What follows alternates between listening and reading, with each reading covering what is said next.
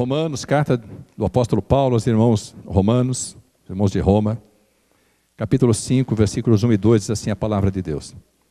Sendo, pois, justificados pela fé, temos paz com Deus por nosso Senhor Jesus Cristo, pelo qual também temos entrada pela fé a esta graça, na qual estamos firmes e nos gloriamos na esperança da glória de Deus. Amém, amados? Os irmãos podem sentar-se. Se nós estamos hoje na presença do Senhor, se hoje nós podemos chamar a Deus de Pai, como diz o Evangelho do evangelista João, que aqueles que creram no Senhor Jesus Cristo receberam o poder de serem feitos filhos de Deus. Esses versículos que lemos, como os versículos do capítulo 5, os versículos do capítulo 3, do capítulo 1 de Romanos, a carta aos Romanos, amados, é uma manifestação, uma declaração gloriosa do poder do Evangelho. E nenhum outro livro fala tanto sobre o glorioso plano de salvação de Deus, que se cumpriu na obra gloriosa realizada pelo Senhor Jesus Cristo, do que o livro de Romanos. O que é o Evangelho? Amados, a palavra de Deus nos diz, Romanos capítulo 1, abra Romanos capítulo 1, versículo 15 diz assim, 16 diz assim, todos acharam? Porque não me envergonho do Evangelho de Cristo, Paulo falando, pois é o poder de Deus para a salvação de todo aquele que crê, primeiro do judeu e também do grego, porque nele se descobre a justiça de Deus de fé em fé, como está escrito, mas o justo viverá da fé. Então, o Evangelho é o poder de Deus. Amados, nós estamos vivendo um tempo em que se fala muito sobre fake news, né? Notícias falsas. Quando Jesus ressuscitou, os soldados que guardavam o sepulcro, eles foram corrompidos, eles foram subornados pelos sacerdotes, pelos religiosos judeus, para que mentissem a respeito da ressurreição, para que dissessem que foram os discípulos que tiraram o corpo de Jesus do sepulcro e o esconderam para dizer que ele havia ressuscitado. E aquela notícia percorreu todo Israel, como percorreu grande parte do mundo. Era uma fake news, uma notícia falsa. E a palavra de Deus diz que eles receberam muito dinheiro dos religiosos, dos sacerdotes, para distorcerem a verdade. Alguns, inclusive, se arrependeram. Livros históricos falam que alguns, depois daquele dia, com o dinheiro recebido, o coração ficou dilacerado. Porque eles receberam dinheiro para proclamar uma mentira. Mas Deus separou a igreja para proclamar a verdade. Então, no tempo de fake news, nós temos uma good news. Uma boa notícia, boas novas. Jesus ressuscitou. Ele reina e vive para todo sempre. Amados, o Evangelho é a manifestação do poder de Deus. E quando nós falamos sobre o Evangelho, é necessário nós compreendermos que ele está presente desde o livro de Gênesis. Abra sua Bíblia no livro de Gênesis, capítulo 3. Primeira proclamação do Evangelho, Gênesis 3,15. E porém inimizade entre ti e a mulher, e entre a tua semente e a sua semente. A semente da serpente e a semente da mulher. Esta, a semente da mulher, te ferirá a cabeça, e tu lhe ferirás o calcanhar. Por que Deus disse isso? Se você acompanhar no versículo 7, diz assim: então foram abertos os olhos de ambos, e conheceram que estavam nus, e coseram folhas de figueira e fizeram para si aventais. E ouviram a voz do Senhor Deus que passeava no jardim pela viração do dia. E escondeu-se Adão e sua mulher da presença do Senhor Deus entre as árvores do jardim. E chamou o Senhor Deus a Adão e disse-lhe: onde estás? E ele disse: ouvi a tua voz soar no jardim, e temi porque estava nu e escondi-me. E Deus disse: quem te mostrou que estavas nu? Comestes tu da árvore de que te ordenei que não comesses? Versículo 14. Então o Senhor Deus disse à serpente: porquanto fizeste isto, maldita serás mais que toda besta e mais que todos os animais do campo. Sobre o teu ventre andarás e pó comerás todos os dias da tua vida. E aí vem a sentença de morte para a serpente, para o diabo, para Satanás. E porém inimizade entre ti e a mulher, e entre a tua semente e a sua semente.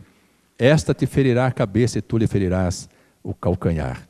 Esta foi a primeira proclamação do Evangelho. O Senhor profetizando ainda lá no Jardim do Éden. O Jardim do Éden, ele tem uma localização geográfica, amados. Ele está na terra. Ele fica num quadrilátero formado pelos rios Tigre, Eufrates, Pison e Sidom. Pison e Sidom a gente pouco ouve falar, mas do Tigre e Eufrates nós ouvimos muito ainda hoje falar. Aquele é o lugar mais visado da terra. O lugar mais rico da terra está nesse quadrilátero. Lá estão localizados Israel, Iraque, Irã, Arábia. Lá estão, mas assim, as grandes fontes de riqueza mineral da terra. Lá estão as grandes jazidas de ouro. Lá, lugar desértico, são produzidas as melhores frutas do planeta. Um lugar que Deus escolheu para colocar ali o homem, que ele formou para louvor da sua glória. A palavra de Deus diz que Adão e Eva andavam nus e não se envergonhavam. Quando eles conheceram o pecado, quando eles praticaram o pecado, conhecendo, mas comendo do fruto da árvore do bem e do mal, que Deus lhes havia proibido, diz a palavra que eles tiveram vergonha porque se descobriram nus e fizeram para si aventais de folhas de figueira. Mas nós sabemos que os aventais, eles cobrem apenas, se for usar só os aventais, eles cobrem apenas a nudez frontal. Então, é como nós acharmos que não seremos descobertos na nossa nudez, não teremos a nossa nudez revelada usando o avental. Na figura do pecado é você achar, por exemplo, que ninguém percebe o seu pecado, mas quando você passa, as pessoas olham e percebem que você está nu. Essa nudez de que fala a palavra de Deus, ela é, amados, a revelação do pecado. Ela é a revelação de que o homem perdeu a inocência, perdeu a pureza, e mais do que tudo isso, perdeu a comunhão com Deus. Pela graça e misericórdia do Senhor, diz a palavra, amados, que, acompanhe comigo ainda no livro de Gênesis, do versículo 21 a 24, diz assim: e fez o Senhor Deus a Adão e a sua mulher túnicas de peles. Repita comigo assim, ó, túnicas de peles. Repita bem forte, túnicas de peles. E guarde isso com você. Fez túnicas de peles e os vestiu. Então disse o Senhor Deus: eis que o homem é como um de nós. De nós quem? Ele estava conversando com o Filho e o Espírito, sabendo o bem e o mal. Ora, pois, para que não estenda a sua mão e tome também da árvore da vida e coma e viva eternamente, o Senhor Deus, pois, o lançou fora do jardim do Éden, para lavrar a terra de que fora tomado. E havendo lançado fora o homem, pôs querubins ao oriente do jardim do Éden, e uma espada inflamada que andava ao redor para guardar o caminho da árvore da vida. Então, amados, Deus despreza o avental que eles haviam feito, e faz para ele uma túnica de peles. Às vezes nós passamos por esse texto, tanto não compreendemos que Deus está falando do seu plano glorioso de salvação. Quando Deus guarda o caminho da árvore da vida, quando Ele põe querubins ao redor do jardim do Éden, ali às margens dos 4 rios, e uma espada inflamada, uma espada flamejante, passa por todo o jardim, para que o homem não penetrasse mais o jardim e comesse da árvore da vida. E Deus expulsa Adão e Eva do jardim do Éden, cobertos com a túnica de peles. Amados, quando nós pecamos, acontecem 3 situações na nossa vida. O que eu creio que nós precisamos compreender isso, e é o que acontece. Quando nós pecamos e o nosso pecado é descoberto, nós sentimos a dor da vergonha. Foi o que Adão e Eva sentiram quando se descobriram nus. Depois nós sentimos a dor da perda. Dependendo, amados, da área em que ocorre o pecado, as perdas são imediatas. às vezes irreparáveis. Então, ao pecar, é necessário, amados, que nós passemos por esse processo. Sintamos a dor da vergonha, sintamos a dor da perda. Só que as dores da vergonha e da perda não mudam a nossa personalidade, não mudam o nosso caráter. Elas continuam impedindo o nosso relacionamento com Deus.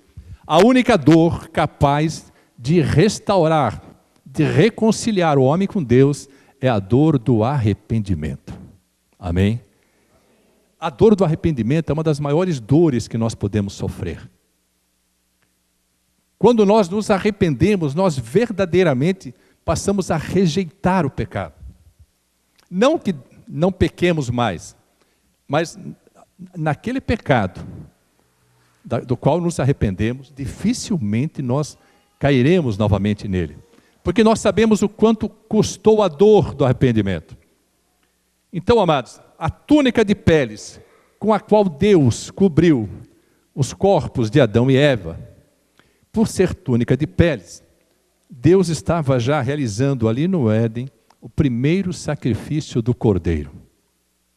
Deus sacrificou um cordeiro e da sua pele fez túnicas para Adão e para Eva.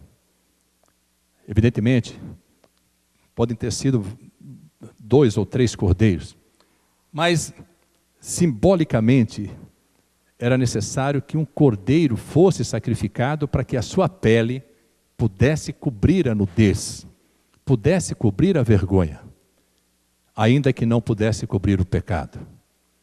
Amados, assim como Adão e Eva saíram do jardim do Éden, cobertos por aquela pele, a grande guerra entre o bem e o mal se instalou na humanidade.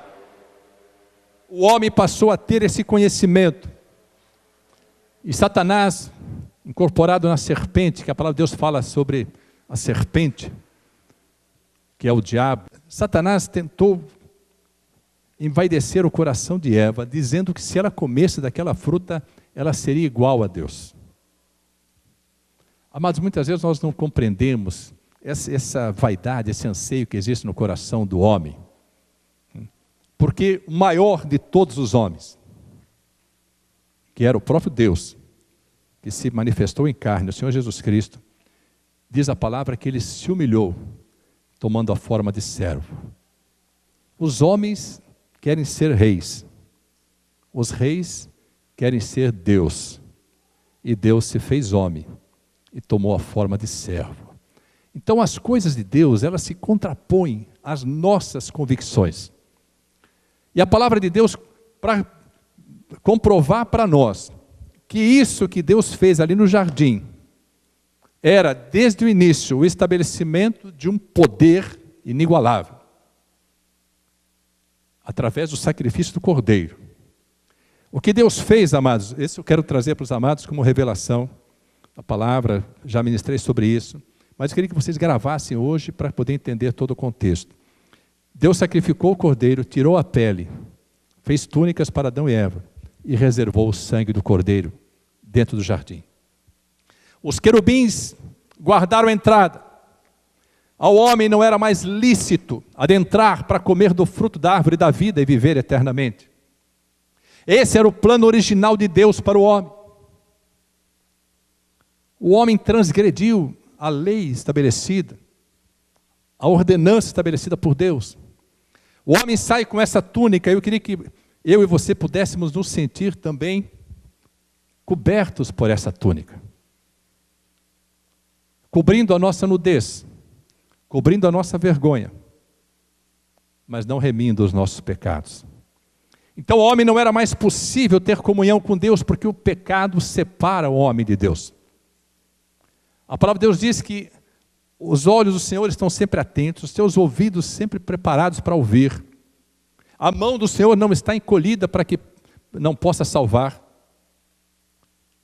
Ele está atento às nossas orações, mas as nossas transgressões, as nossas iniquidades, os nossos pecados fazem separação entre nós e Deus, entre o homem e Deus. E isso aconteceu, amado, desde a saída do jardim até a crucificação de Cristo. Deus deu ao povo judeu uma orientação, uma ordenança para a expiação dos pecados através do sangue dos animais.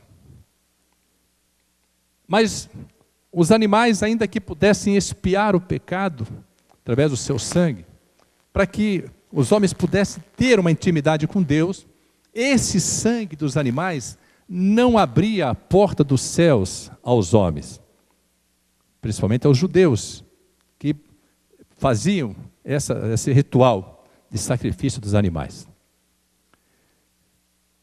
Só foi possível ao homem voltar a ter relacionamento, se reconciliar com Deus, pela obra gloriosa do Senhor Jesus Cristo.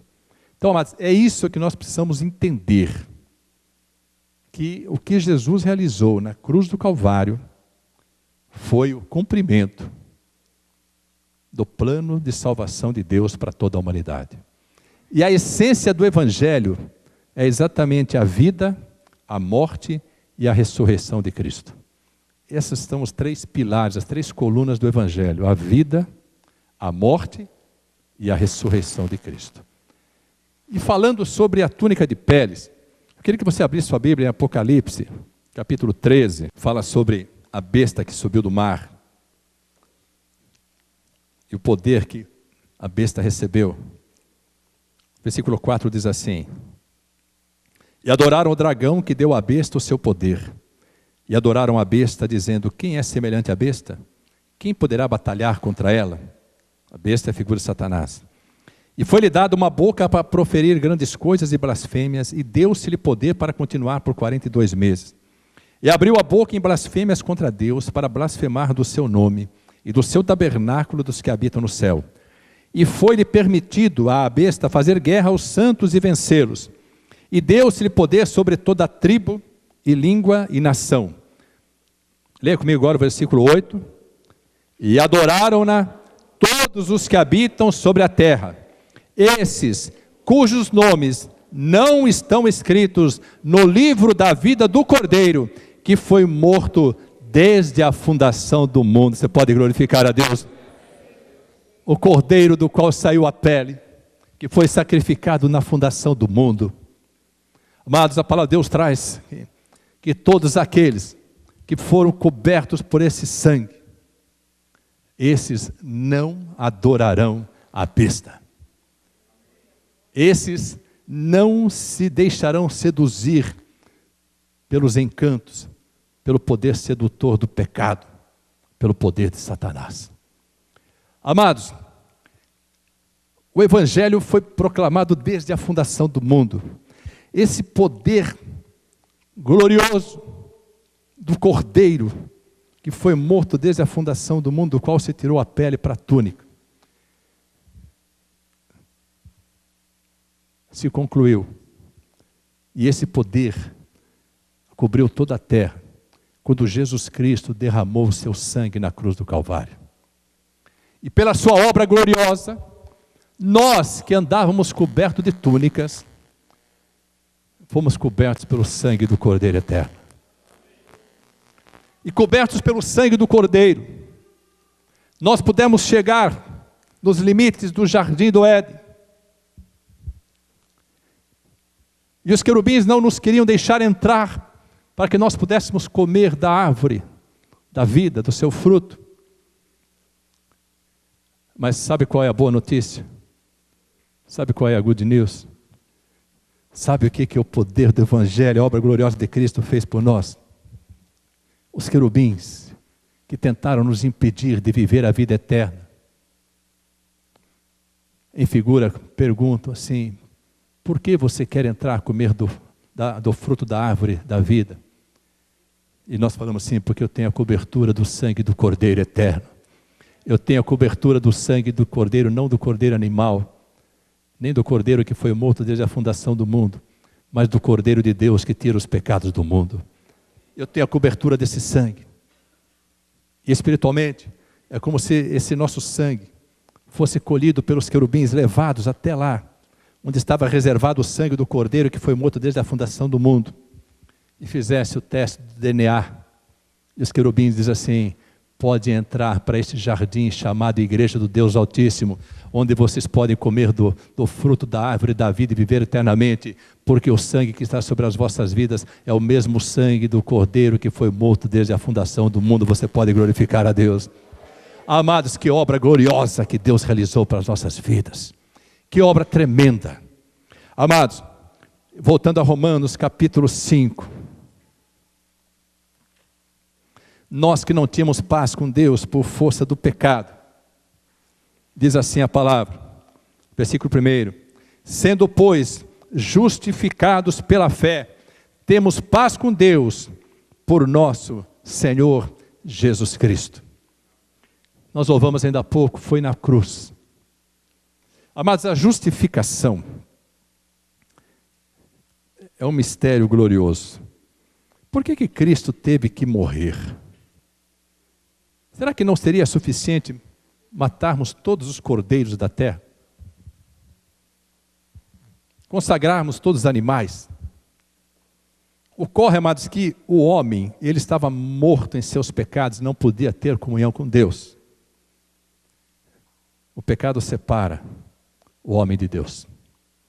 E o Deus vivo e poderoso, ele tem atributos, alguns atributos de caráter. Vou falar apenas de alguns. Um dos atributos de caráter de Deus é que ele é misericordioso. Ele perdoa o que não tem perdão. Nós temos que ter esse atributo no nosso caráter cristão, porque às vezes temos que perdoar aquilo que humanamente não teria perdão. Então a misericórdia, ela é a figura do perdão imerecido. Tudo aquilo que você vai dizer, não, isso eu não posso perdoar. Jesus diz assim, sede, pois, misericordiosos, como misericordioso é o meu Pai. Então, um dos atributos do caráter de Deus é a misericórdia. O outro é a benignidade. Deus é benigno. Benignidade é diferente de bondade. Benignidade é fazer o bem como um atributo de caráter. Bondade é ser bom. Deus é benigno, Deus é bondoso. A bondade com a benignidade são atributos do caráter de Deus. Mas às vezes nós fazemos uma bondade sem que sejamos benignos. Às vezes fazemos uma bondade, agradecemos, não, foi muita bondade, mas a intenção do nosso coração não é pura. Agora, para fazer o bem, para ser benigno, nós precisamos ter o nosso coração purificado. Os outros atributos de Deus, do seu caráter, é a longanimidade ou a paciência. Deus é longânimo. Se Ele não fosse longânimo, nós não estaríamos falando desse sacrifício de Jesus Cristo, dessa obra gloriosa, que Deus já teria consumido a terra.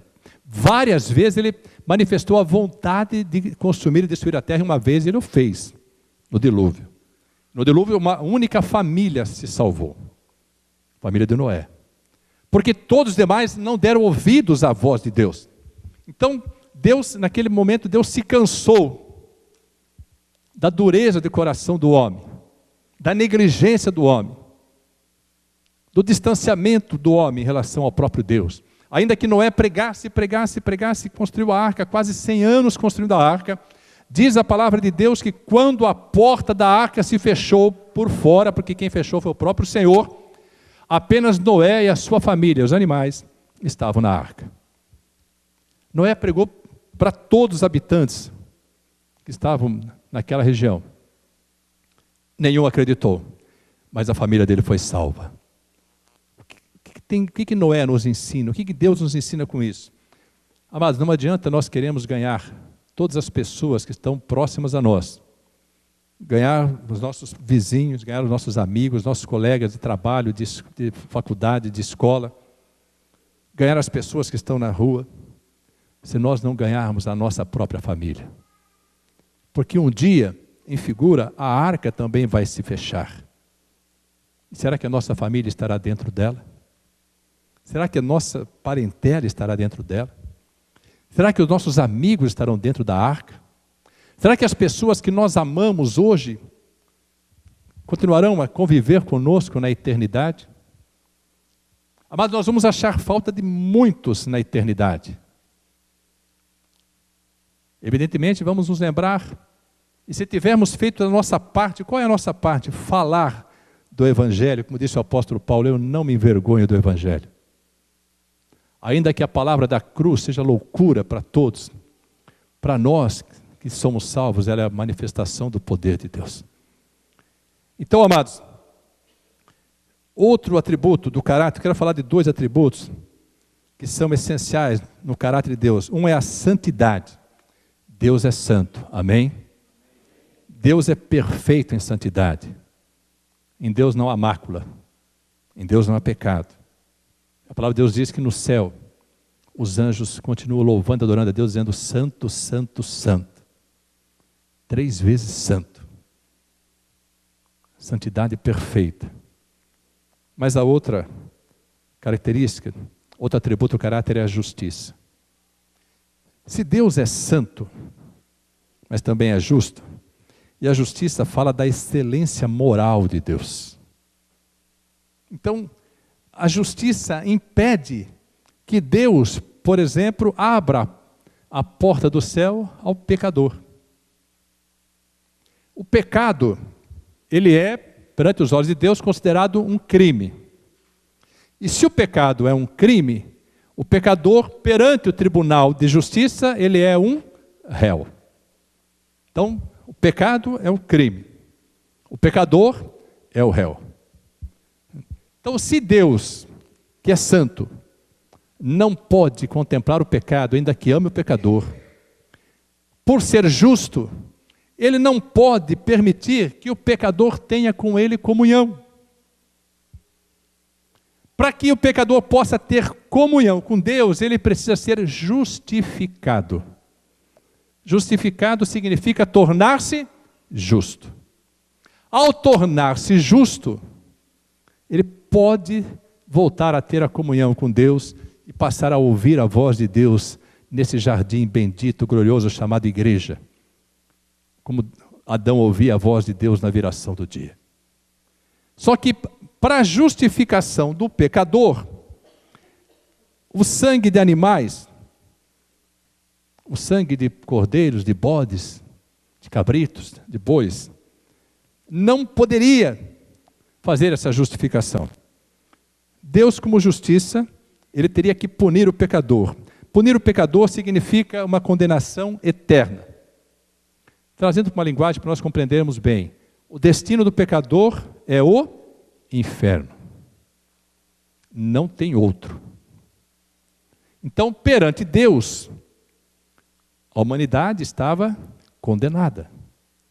Aqueles que temeram a Deus, aqueles que creram nas profecias, aqueles que creram que o Salvador viria, e esperaram essa promessa, esperaram o Salvador, aqueles que tinham o coração temente a Deus, ficaram esperando a manifestação do poder de Deus através da vinda e da vida do Senhor Jesus Cristo, para que eles pudessem receber a justificação.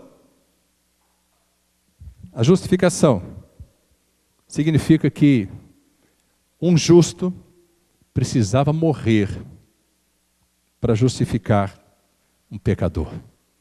Quando os animais eram sacrificados para a expiação do pecado, todos os pecadores levavam os animais até o tabernáculo, até o templo, e ofereciam aquele animal para que aquele animal recebesse a pena do pecado sobre ele, animal.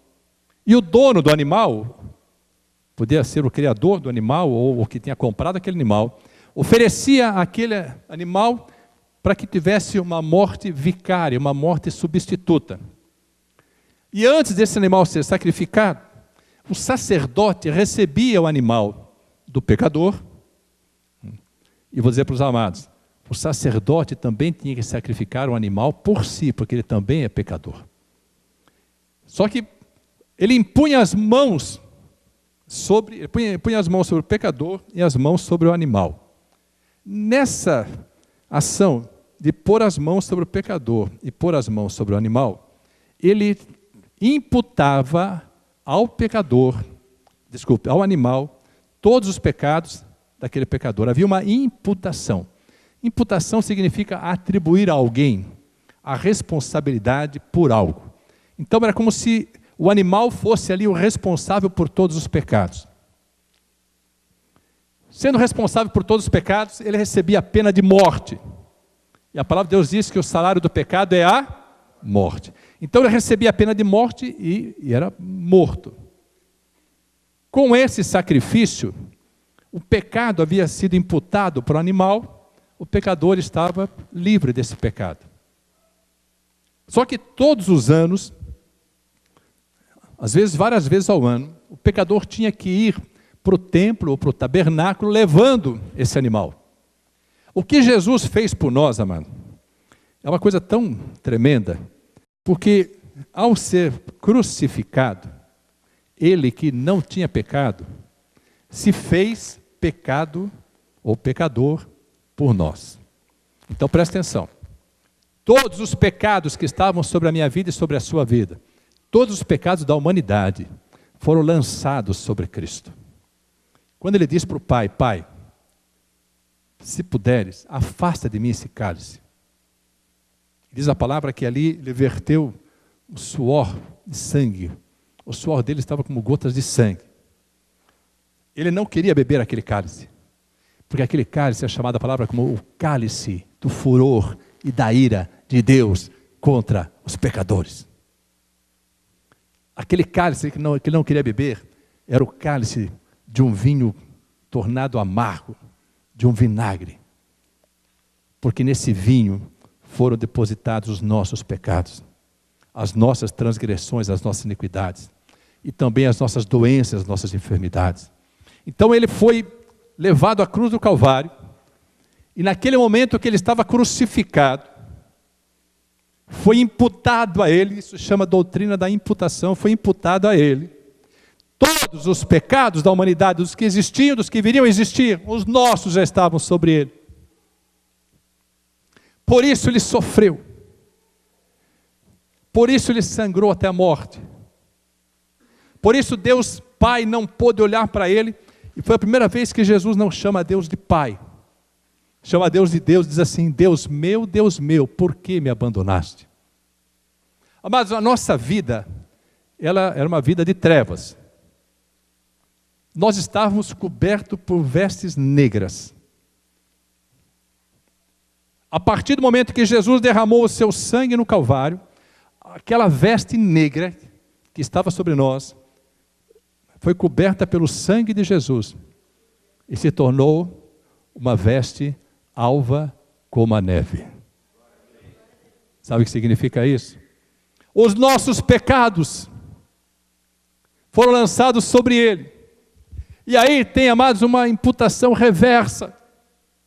Porque nós precisamos ser redimidos. Receber a redenção. Sabe o que significa redenção? Significa pagar o preço de um resgate. Nós precisávamos ter esse resgate. Perante o tribunal divino, aos olhos do Deus Altíssimo, nós estávamos condenados. Mas a palavra de Deus diz que Deus amou ao mundo de tal maneira que deu o seu próprio Filho, para morrer por nós, sendo nós ainda pecadores, para sofrer no seu corpo, para a amargura, para a angústia da sua alma. Como ele dizia, minha alma está angustiada até a morte. Para sofrer os nossos pecados, nossas transgressões, iniquidades, nossas doenças e enfermidades. Mas Deus o ofereceu em sacrifício por nós. Por isso diz o Cordeiro de Deus, o próprio Pai, entregou o seu Filho para morrer por mim e por você, levando sobre si os pecados. E o Pai já não podia olhar para ele como filho, olhou para ele como pecador. Ele disse, Deus meu, por que me abandonaste? Amados, nós muitas vezes não compreendemos essa obra gloriosa de Jesus Cristo. Nos esquecemos da obra da cruz. Por isso que nós podemos louvar, foi na cruz. Foi na cruz, amados, que nós tivemos essa justificação. E a imputação dos nossos pecados foi sobre ele. E imputação reversa. A justiça dele veio sobre nós. Por isso nós fomos justificados pela fé. As nossas vestes se tornaram alvas. brancas como a neve. Como diz a palavra, sejam sempre alvas as vossas vestes, nunca falte o óleo sobre as vossas cabeças. Eu não sei o que significa para você isso, mas o preço que foi pago pelo meu resgate, pelo seu resgate, diz o apóstolo Pedro, não foi com ouro nem prata, nem com qualquer coisa corruptível, que fostes resgatados da vossa vã maneira de viver, que por tradição recebestes dos vossos pais, mas fostes resgatados pelo precioso sangue de Jesus Cristo, como de um cordeiro imaculado, incontaminado. O preço foi pago. Sabe por que precisava ser pago? Porque quando nós pecamos, quando o pecado veio através de Adão e permaneceu sobre toda a humanidade, e nós agregamos pecado sobre pecado, pecado sobre pecado, pecado sobre pecado a cada dia. Cada vez que nós pecamos, nós damos a Satanás o direito sobre a nossa vida. Nós demos a Satanás o direito sobre o nosso futuro.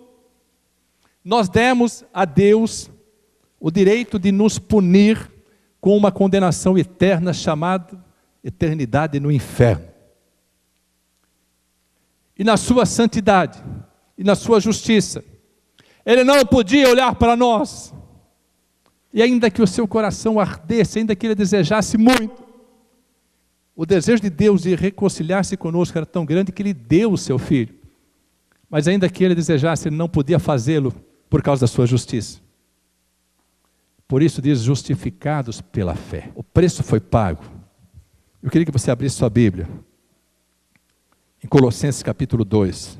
Sepultados com Ele no batismo, nele também ressuscitastes pela fé no poder de Deus, que o ressuscitou dos mortos.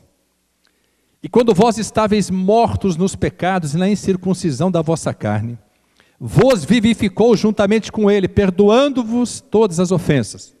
Leia comigo agora. Havendo riscado a cédula que era contra nós nas suas ordenanças, a qual de alguma maneira nos era contrária, e a tirou do meio de nós, cravando-a na cruz, e despojando os principados e potestades, os expôs publicamente, e deles triunfou em si mesmo. Você pode glorificar a Deus. Amados, Ele comprou a mim e a você a preço de sangue. Um sangue imaculado, incontaminado. E quando Ele derramou o seu sangue, no reino espiritual, Ele resgatou a penhora. Ele resgatou aquela cédula pignoratícia, o penhor da nossa vida estava lá, preso no inferno. O inferno já tinha um lugar reservado para mim e para você. Mas Jesus Cristo, ao morrer na cruz do Calvário, ao derramar o seu sangue, Ele resgatou essa dívida, pagou. Não havia outro sangue, não havia outro metal, não havia nada no universo que pudesse pagar o preço da minha alma e da sua alma, porque diz a palavra de Deus que uma única alma é mais valiosa que o mundo inteiro. Nós fomos resgatados pelo nosso Redentor, aquele que nos deu a redenção, aquele que pagou o preço, para que nós pudéssemos deixar de ser criaturas e chamar a Deus de Pai. Exaltado e glorificado seja a vitória de Cristo, porque Ele desceu ao inferno. Ele desceu ao inferno os 3 dias que Ele esteve sepultado. Ele desceu às profundezas do inferno e tirou de lá todas as cédulas daqueles que haveriam de crer nele. E todas as vezes que nós cremos, todas as vezes que uma vida crê nele, diz a palavra de Deus que a cédula é rasgada, a dívida torna a ser paga, porque o sangue de Jesus Cristo continua vivo e disponível para todos nós. Eu não sei o que isso representa para você. Eu não sei se você é capaz de compreender que o seu ingresso no céu, você tornar-se filho de Deus, custou um preço altíssimo. Eu queria perguntar para você, que valor tem isso para você? Quero dizer mais. Existem vidas que estão próximas a nós. Existem vidas com as quais nós nos relacionamos, que estão indo para o inferno, porque não creram, porque não confessaram ao Senhor Jesus como Senhor e Salvador. Existem vidas que ainda amam mais a criatura do que o Criador. Existem vidas que estão surdas espiritualmente, estão cegas espiritualmente, estão paralíticas espiritualmente. E eu vou dizer para os amados, Jesus, quando Ele voltar, não dá mais tempo. O tempo de resgatar essas vidas, o tempo de falar do poder do Evangelho é agora. Por isso diz a palavra de Deus, aquele que tem ouvidos, ouça o que o Espírito diz à igreja. O tempo de resgatar essas vidas, como Noé fazia, pregando a palavra, é agora. Você é um mensageiro de uma palavra de salvação. Nós precisamos parar, amados, de nos desgastar com tantas coisas insignificantes, deixando a coisa de maior significância que existe no universo, que é a salvação, e tratando dela como se fosse uma coisa comum que qualquer vida pode alcançar, pela obra, pela bondade, pela ação social. A bondade, a ação social, são como outros instrumentos de Deus para que as vidas possam compreender que há esperança para elas. Mas obra social não salva ninguém. Outras obras não salvam ninguém. Nós só podemos ser salvos pela fé em Cristo Jesus. Não é crer como se crê em Papai Noel. Não é crer como as crianças, os filhos creem nos pais. É crer pelo poder da palavra, porque a fé só é gerada pelo ouvir da palavra. A fé natural que nós temos não nos salva, o que nos salva é a fé sobrenatural. E existem vidas que estão morrendo, indo para o inferno, ou que morrerão, irão para o inferno, porque nós estamos vivendo como se a vida dessas pessoas não tivesse importância para nós. Às vezes a própria obra do Senhor Jesus não tem importância para nós. Amados, nós não podíamos olhar para Deus, nós não podíamos ouvir a voz deles, nós não podíamos ter comunhão com Ele, porque as nossas vestes eram negras. O que alvejou as nossas vestes foi o sangue de Jesus Cristo derramado na cruz do Calvário. E esse sangue está disponível para os nossos familiares, para a nossa parentela, para os nossos amigos, para os nossos colegas, para os nossos vizinhos. Nós precisamos resgatar essas vidas, mas primeiro você precisa ter a sua vida lavada pelo sangue do Cordeiro. Você precisa ter a sua vida verdadeiramente na presença do Senhor, compreendendo essa obra gloriosa. Coloque-se em pé na presença do Senhor. Eu quero dar uma boa notícia para você.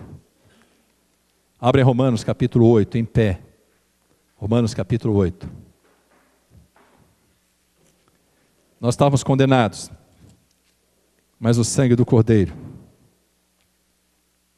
nos resgatou das trevas e nos trouxe para o reino da sua maravilhosa luz. O inimigo vai tentar dizer para você, como tem dito, que você não é digno. Ele tem razão, nenhum de nós é digno. Nenhum de nós éramos merecedores. Mas não foi por merecimento, foi por fé. Não foi pelas nossas obras, foi pela cruz. A cruz é o divisor de águas nas nossas vidas. A cruz vazia significa a vitória do Cordeiro Eterno. E quando estamos em Cristo, a cédula resgatada, a dívida paga.